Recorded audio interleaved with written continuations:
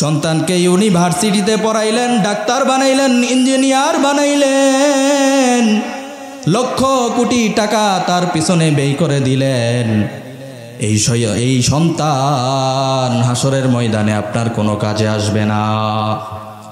হ্যাঁ, যদি নেক সন্তান বানাইতে পারেন, বাইতুস সালাম হাফিজিয়া মাদ্রাসায় যদি ভর্তি করাইতে পারেন, সন্তান এখান থেকে যদি হাফেজ হয়, হক্কানি আলেম হয়, সেই সন্তানকে আপনি হাসরের ময়দানে পাবেন। সুবহানাল্লাহ। যেই নবী এত কষ্ট করে আমাদের কাছে দিন পৌঁছিয়ে গেলেন, সেই নবীর কাছে কি জবাব দিবেন?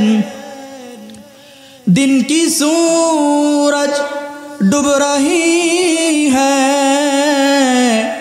हम लोगों के सामने। দিনের সূর্য আমাদের সামনেই ডুবে যাচ্ছে। রোজে মাহশর क्या जवाब है मुस्तफा के सामने। হাসরের ময়দানে আল্লাহর হাবিবের সামনে কি জবাব দিবেন? আপনার মুখে দাড়ি নাই, নামাজ নাই, আমল নাই, দাবি করেন শেষ নবীর উম্মত। সেই হাসরের ময়দানে আল্লাহর কসম করে বলি, নবী আপনার মতো উম্মতকে চিনবে না। দুনিয়ার সব কিছুকে মনে করতেছেন হাকিকত। না না, দুনিয়ার সব কিছু হাকিকত নয়। যা কিছু দেখতেছেন সব কিছুই ধোঁকার ধোঁকা। মৃত্যুর সময় যখন ঘনিয়ে আসবে, তখন আমল নামা দেখবেন পুরা ফাঁকা। মৃত্যুর পর আল্লাহ পাক রব্বুল আলামিন এমন একটা কিতাব আপনার জন্য লিখে রেখেছেন, যেই কিতাবের মধ্যে জাররা থেকে জাররা আমল নামাও বাদ দেওয়া হয় নাই।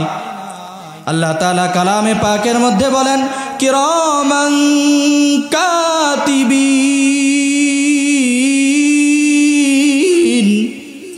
ইয়ালামুনা মা তাফআলুন। বান্দারে, দুনিয়াতে আসছো, আমি আল্লাহ তোমার দুই কাঁধে দুইটা সিসি ক্যামেরা চালু করে দিয়েছি। ছোট্ট থেকে ছোট্ট আমল সেই সিসি ক্যামেরার মধ্যে ধরা পড়বে।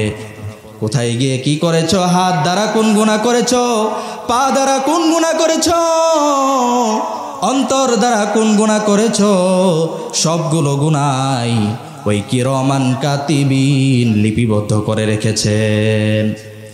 একটা কেউ ছাড় দেওয়া হবে না।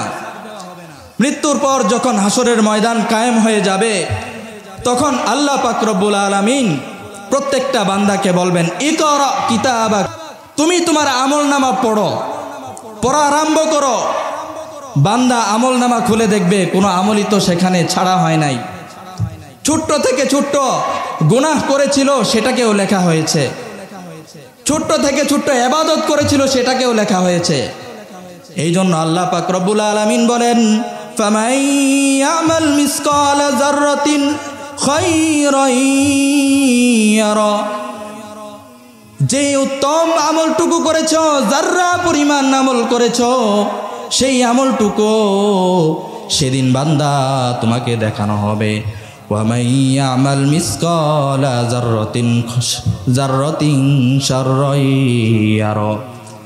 এবং যাররা পরিমাণ যদি অন্যায় কাজ করে থাকো, যদি জুলুমের কাজ করে থাকো, পাপ যদি করে থাকো, সেটাকেও ছাড় দেওয়া হবে না, সেটাকেও তুমি বান্দাকে দেখানো হবে। হাসরের ময়দান এত কঠিন ময়দান হবে। দুনিয়াতে যদি কোনো মানুষ বিপদে পড়ে, আরেক মানুষ তাকে বিপদ থেকে বাঁচানোর জন্য দৌড়ায় দৌড়ায় আসে, কিন্তু হাসরের ময়দান এমন একটা মাঠ, বান্দারে যতই কান্নাকাটি আর যত চিল্লাচিল্লি করো না কেন, তোমার মা পর্যন্ত তোমার থেকে দৌড়ায় পালাবে, বাবা পালাবে, ভাই পালাবে, বোন পালাবে। আল্লাহ তাআলা বলেন, ইয়াউমা ইয়াফিরুল মারউ মিন আখিহি। সেদিন ভাইয়ের থেকে ভাই দৌড়ায় পালাবে। ওয়া উম্মিহি ওয়া আবি, দিলের কান দিয়ে কথাগুলো শুনবেন বাবা। দুনিয়ার জমিনে যদি কোনো দোষ করেন, বাবা যদি আপনাকে ধমক দেয়, মা কতক্ষণ পর আপনাকে আদরের আঁচলে মুড়িয়ে নেয়। মা যদি ধমক দেয়, বাবা কাছে ডেকে নেয়। কিন্তু হাসরের ময়দান এমন ভয়াবহ পরিস্থিতি, মা আপনার থেকে দৌড়ায় পালাবে, বাবা আপনার থেকে দৌড়ায় পালাবে। ওয়া সাহিবাতিহি ওয়া বানি, যে স্ত্রীর জন্য সব কিছু বিসর্জন দিলেন, সব কিছুকে বিসর্জন দিয়ে সেই স্ত্রীর ভালোবাসার জন্য আপনি পাগল পারা হয়ে গেলেন, সেই স্ত্রীও আপনার থেকে দৌড়ায় পালাবে। সন্তানের জন্য টাকা পয়সা বাড়ি গাড়ি করার জন্য